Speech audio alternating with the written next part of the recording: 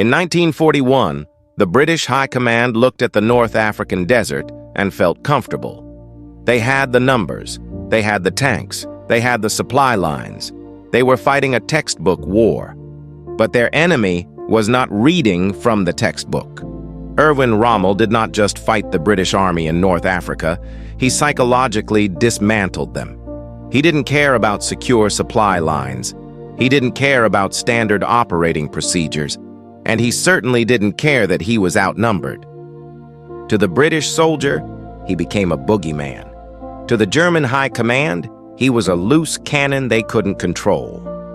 But to military historians, the Desert Fox executed some of the most audacious, high-risk maneuvers in the history of armored warfare.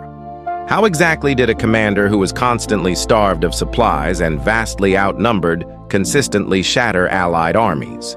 Let's cut through the myth and look at the hard data behind Erwin Rommel's 3 greatest tactical moves of the Second World War.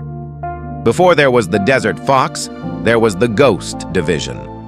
It is May 21st, 1940.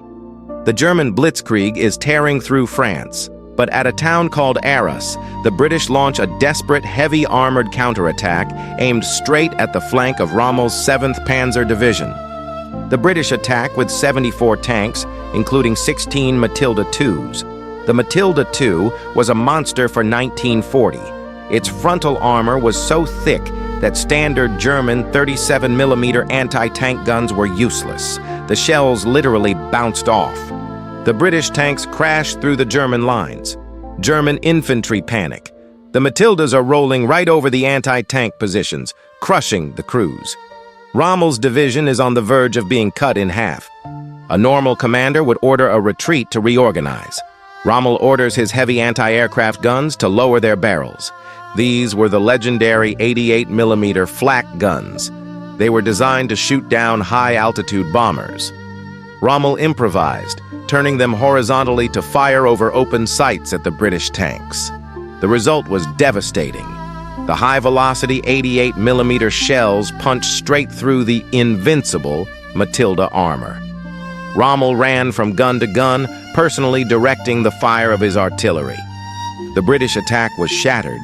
Frankfurt lost 60 of its 74 tanks.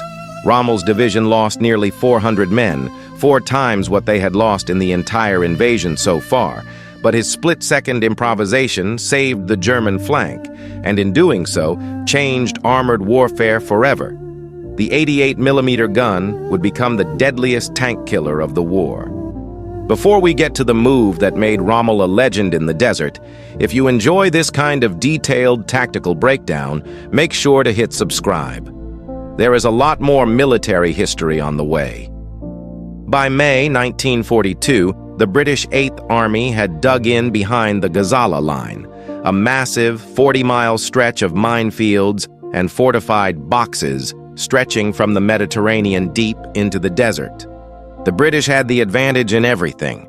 They had roughly 110,000 men to Rommel's 90,000. But more importantly, they had 843 tanks against Rommel's 560.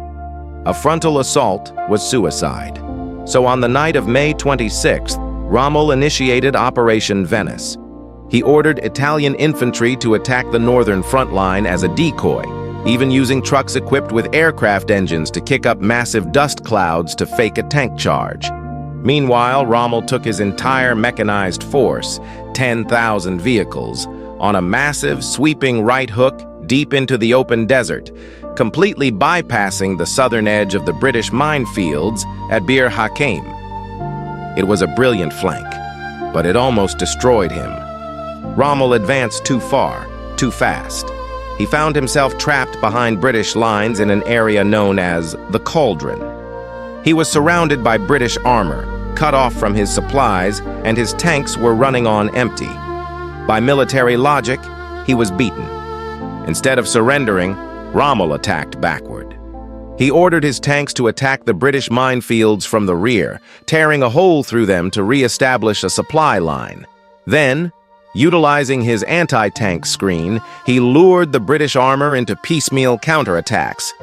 When the dust settled, the 8th Army was broken.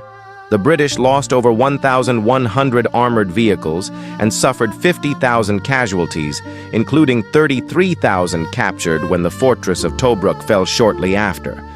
Gazala was Rommel's masterpiece. He took a situation where he was trapped, outnumbered, and out of fuel, and turned it into the worst British defeat of the Desert War. By February 1943, the tide had turned. The Americans had landed in North Africa. The Axis forces were being squeezed into a shrinking pocket in Tunisia. The American Second Corps was fresh, heavily equipped, and confident.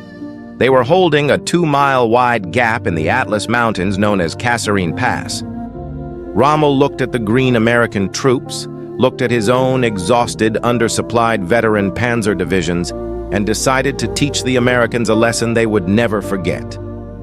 Rommel didn't wait to be attacked. On February 19th, he launched a concentrated armored thrust directly at the pass.